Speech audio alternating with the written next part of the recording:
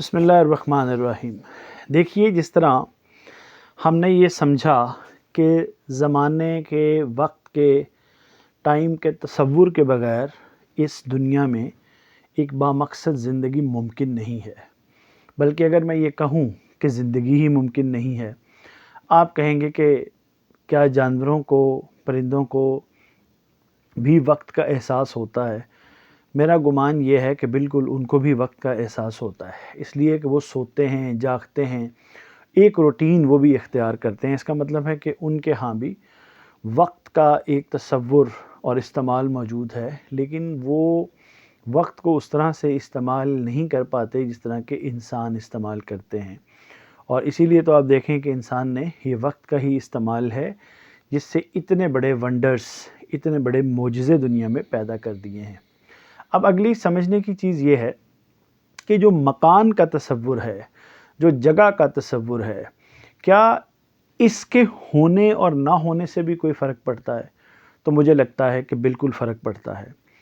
चूँकि मकान का ही तसव्वुर है, कम से कम इतना तसव्वुर कि कोई चीज़ भरी हुई है या कोई चीज़ खाली है, कोई चीज़ उल्टी है या कोई चीज़ सीधी है, कोई चीज़ लंबी है या कोई चीज़ चौड़ी है, कोई चीज़ गहरी है या कोई चीज़ कम गहरी है, कोई चीज़ जो है वो बिल्कुल स्पॉट है या कोई चीज़ जो है वो हमवार है, ना हमवार है।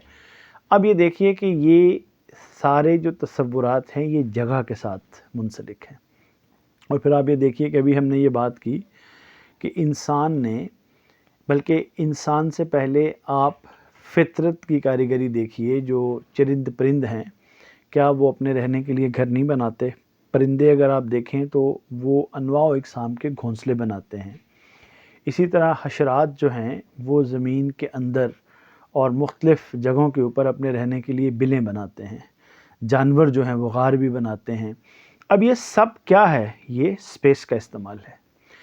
और इसी तरह इंसान, आप देखिए कि इंसान ने जो स्पेस का तसव्वुर है उसको इस्तेमाल करके, भले वो कोई भी तसव्वुर हो, उसको इस्तेमाल करके उसने कैसे कैसे जगहों में मोजज़ात बना दिए हैं, कैसी कैसी जगहें पैदा कर दी हैं, कैसी कैसी चीज़ें पैदा कर दी हैं। तो आप ये देखिए कि ये इमारतें हैं, घरेलू इमारतें हैं, कारोबारी इमारतें हैं, सेहत की इमारतें हैं, हस्पताल हैं, सड़कें हैं, ये जितनी भी चीज़ें हैं, ये जितनी भी इमारतें हैं, जितनी भी जगहें इंसान ने बनाई हैं या फितरत ने बनाई हैं, ये सब मकान के तसव्वुर की वजह से है।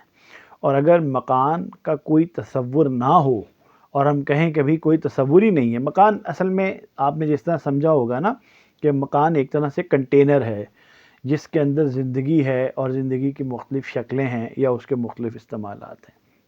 तो लगता ये है कि जो मकान है, ज़मान की तरह इसका भी होना यहाँ पर दुनिया में एक बामक़सद ज़िंदगी के लिए ज़रूरी है।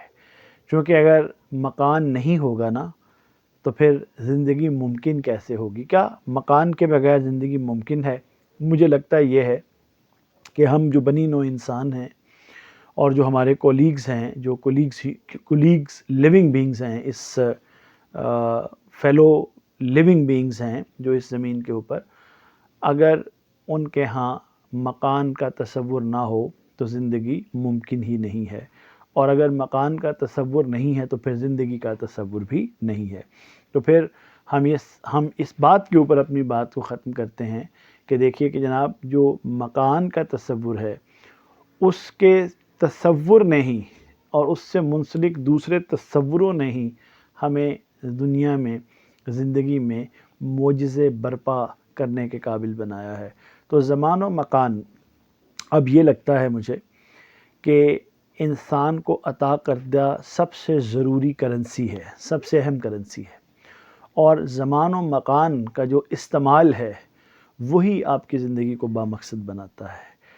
मुझे उम्मीद है कि हमारी इस ज़मान व मकान की सीरीज़ से सारे मसले तो हल नहीं हुए होंगे, लेकिन कुछ चीज़ें उभर के आपके सामने आ गई होंगी। बहुत शुक्रिया।